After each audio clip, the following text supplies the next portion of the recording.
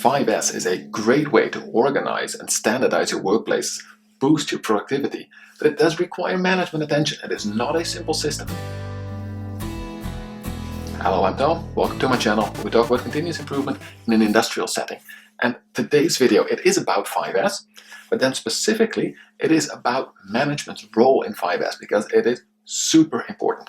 Now, you sort of have two ways to implement your 5S program, culture, progress, and that is to do it more or less autonomously, which is sort of the standard way when you go for a TPM type of approach, where you also go for autonomous management or autonomous maintenance. Then 5S is a big part of that same movement. And there you really want the operators, technicians, people doing the actual work on that workplace to have a big role in organizing and managing 5S. Then there's also the way where you do it more centralized, right? So you have your mid-management, your specialists, people who take it upon themselves to do a number of 5S projects and basically sort of decide for others what the best ways to work are. And that sounds a little bit negative, but it is not, right? This is just somebody specializes in workplace organization and make sure that the people working there have all the tools they need and that those tools are in good state, are always there. So sort of two ways to implement it, but both ways really require time and effort and investment from the workflow and from management. And once you have it running, you need to maintain it. And that really requires a lot of management attention as well. So let's look a bit at different stages of 5S. I did make it a list here because it's easier to draw like that, but do remember that you don't really do this once, right? Very often we draw 5S as a process that loops back on itself like a circle, and that is because you continuously improve your workplace organization. So after you have tackled sort of one area in the basics, you did your things right, you got rid of all of the stuff you don't need, you sorted it, you cleaned it, you have your standards now, you maintain them, but then also you can do better, right? As soon as you have more organization, the next thing that happens is that people will say, oh, but if we can choose the organization, let's also do that and that and that. So this should be a circular process. It keeps repeating. Now, where does management really have a role in supporting this? Well, first and foremost, it is sort of for the whole set, but especially those first 3 steps, they cost time. So that is operator time, but also a lot of machine time potentially, right? So we need time and resources. We need also scheduling of the line or the area or the workplace where you're going to work, because while you're thinking about the work, it is very, very difficult to do the actual work. This is a cost, basically, right? You need to invest the time, not just of the people, but also of the productive capacity that they would have that day. If you do this in industry, you almost always have to stop the line. Maybe even get operators off shift to come onto this shift to help with the cleaning and the organization and the thinking about how they want their workplace to be. But at the very least, that place that is being organized will not give you much that day or maybe days that you are really intensely doing these things. And then, of course, you also need to organize your resources. And those resources, you could say time is one of them, but an important one is to have support resources as well.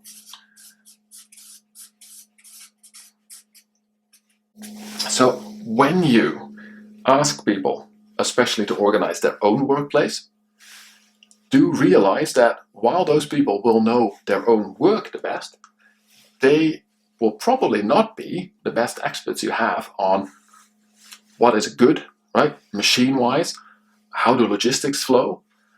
How do quality and safety rules affect where we need to place things and how we need to replenish? So you want, when you do a 5S project, to bring in some experts. If you do this in an office environment, you might seriously think about getting somebody like an office designer in as well.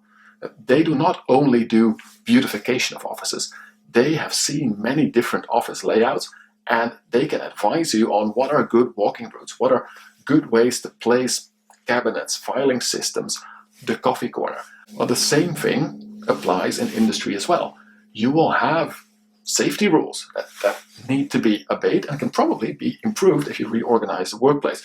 You of course also have the people who actually do the work there.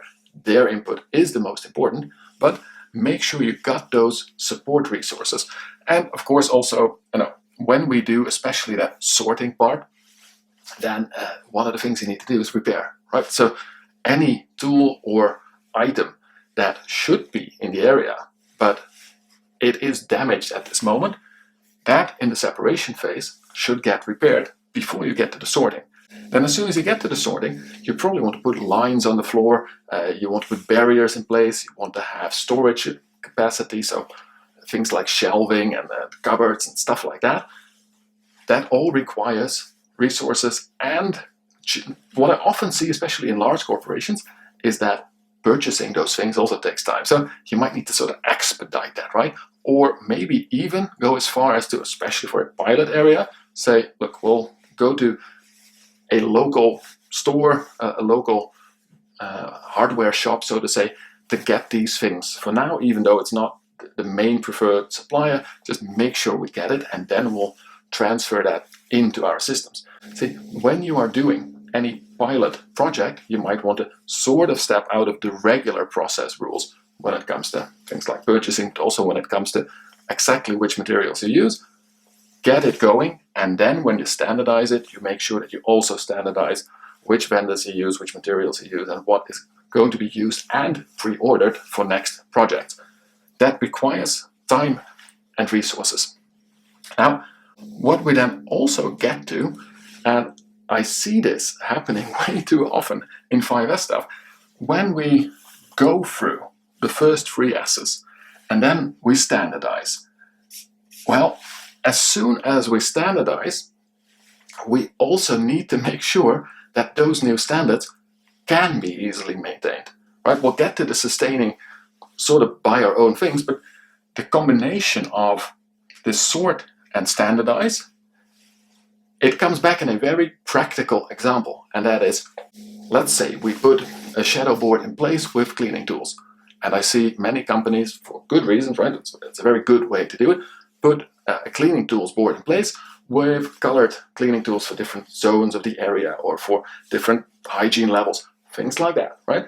Different colored brushes, buckets, but then if you really go sort of overboard on this, and you don't just have 2 colors, but you also have a purple and an orange colored bucket in that department, how many do you actually have? Right? So what if the brush goes missing, is too dirty, breaks, right? Do we then need to fill in a purchase requisition and wait 2 weeks for a new brush? Because if that is your reality, that's not going to work in practice, right? So these are things to think about as well. Any of the systems you want to put in place, you're going to, in the sustain phase, be auditing them, requesting for, when you have a shift handover, to really make sure everything is in place, check the shadow boards, nice quick visual way to see if everything is there. But what if it's not there? And now, one of the things I hear in many factories is somebody, usually in management, saying, well, that serves them well. That'll give everybody, by which they probably do not mean themselves, gives everybody a good motivation to make sure that things get back to where they belong.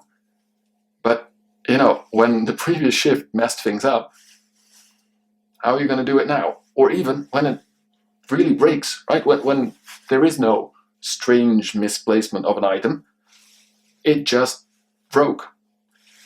What do? We need that. So we reduced probably, right, the number of tools, the amount of material that we have there to what is needed. So anything that goes missing should immediately sort of also be missing for your daily operations. So you cannot wait 2 weeks to replace that stuff. The same goes for instruments, the same goes for anything you put in place, right? When it goes missing, there should be an easy way to replenish it.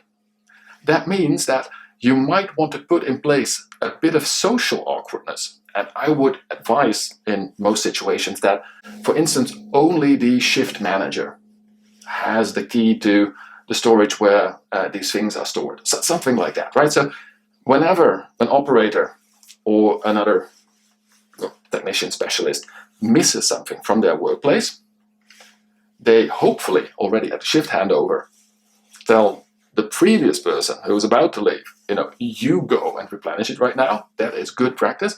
But whoever at the end of their own shift misses something, they have to go to their team leader, supervisor, whatever sort of management position to explain things are missing, right? Get a bit of that social awkwardness in there, get a bit of a feeling barrier so that people do know, something wasn't completely right. But then after that, things are quickly fixed, right? Here's the key, go get it from the storage, lock it up again, and complete your board again, right? So make things correct again, quickly. Now, that means that you need to know where it is.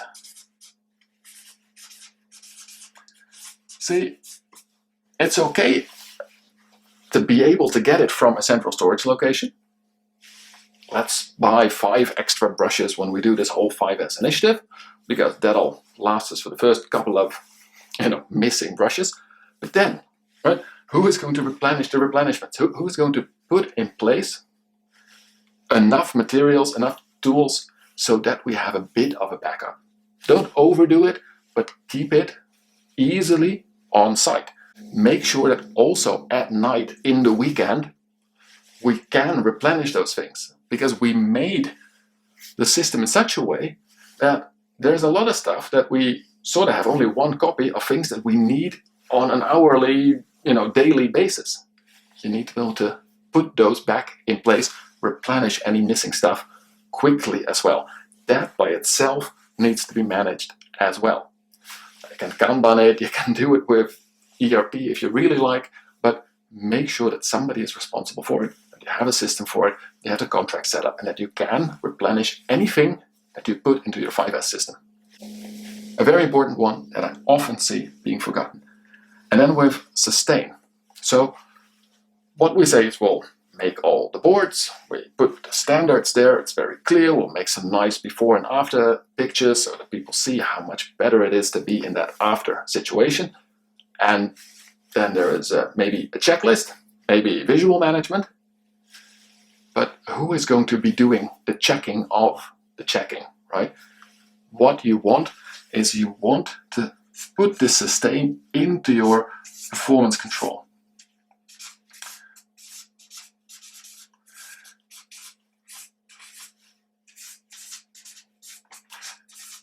And this is not because it is so directly important for performance, but it is because your performance control meetings, your performance control system, they are the way that you organize whatever you're doing in your business. Now, they are mainly focused on performance, but what you want to grow towards is that you also check key action indicators. Right? You are used to checking key performance indicators in your performance control. What was the OEE? How much did we produce? How much scrap did we have? But you also want to check the actions that guarantee good performance or prevent problems.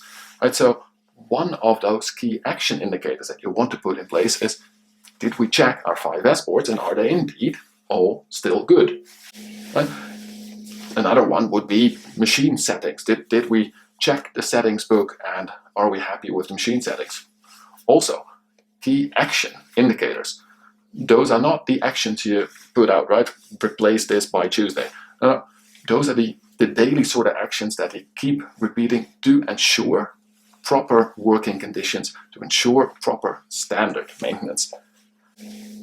How you can also do that, so put it in your performance control for the daily check, but this also needs to feed into auditing the audit, right?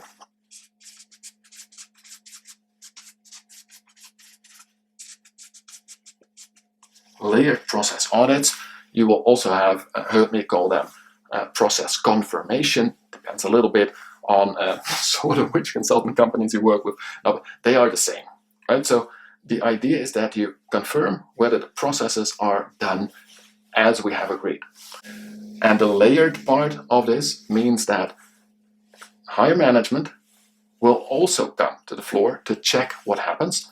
And what we want to happen is that if we take a real industrial example, you have a 5S board, and during shift handover, the upcoming operator will check if the operator that's about to leave has all of the tools again back in place. If not, they, the one who is about to leave, are responsible to replenish it all. So that's the first check. Are things okay? And you do the same for cleaning checklists and lubrication stuff, and did you fill in all of the documentation? The whole handover is an important check. This is an operator-to-operator check. Now, you probably also have a supervisor walking around. They will check sort of the same, but they cannot be at all lines at the same time, because the supervisor has, how many? Around 10, like between 5 and 20 operators that they manage, so they cannot be at all those handovers. They will pick one, maybe two handovers, or smarter is they will do around just after the whole handover, within sort of the first hour of the shift, they will do around past all of the stations to check whether those handovers were correct, whether they have enough stuff for the rest of the shift. You know, there's a whole program there, but one of those things is, was that handover done correctly? And we spot check from time to time. Sometimes they go to one of those handovers just to see, is everything done as we like it? Then the production manager, well, they're not even in every day, because there's just one of them probably in a weekday shift. They will do spot checks on this as well again. They will do an audit of the line. They will go and check, one of those shadow boards, 5S boards, and hey, wait a minute, there's 2 buckets missing. And they ask, right, operator, where are the buckets? Well, actually, they were not here, but the previous guy already didn't have them, so it was not my fault. The system failed. So you see that layered system working. In fact, the production manager's manager will also, from time to time, do that check. That requires quite a bit of commitment from management. Right? You, as managers, need to make sure that the standards are being executed as agreed. That is so vital for stability in your processes. If those standards are not correct, they can be improved upon, they can be changed, that's okay. But the current standard should be followed by everyone. And if there is an obstacle why people really cannot work with the standard, management should take responsibility in solving those obstacles as well. So that part, the sustaining part, will require constant management attention. Now, the site manager should not be checking all of the 5S boards every day, right? Then something is not being done correctly there. Should delegate, but delegate and audit from time to time. Make sure that it is in your control systems. Make sure that your people have the systems, more than just the money, right? This is getting those brushes back on the board, so to say, or getting those screwdrivers back on the board. That is not a money issue. Those things are not that expensive. That is a systems issue. Get those systems in place. And when you do the first 3 gases, which they take usually the most direct time, make sure that that time is available. Make sure that you plan people for that, and that you also, as soon as it's on the plan, get to doing it. Keep those promises and get the resources to let this go as smoothly as possible. So while management may not actually be cleaning and sorting the line from the inside out, do it a couple of times. It creates really good involvement and motivation, but that is not your role. Your role is not to clean a machine. Your role is to make sure that people have the systems, that your organization is organized in such a way, managed in such a way, that 5S can happen and can be sustained. And that is not an easy task. So I wish you the best of luck with that. I hope you like this sort of wake-up call. If you did, don't forget to hit that like button. And in the comments, I would love to hear your experiences with 5S and questions on how to implement it maybe, so that I can make other videos about that. For now, enjoy 5S and a continuous improvement journey.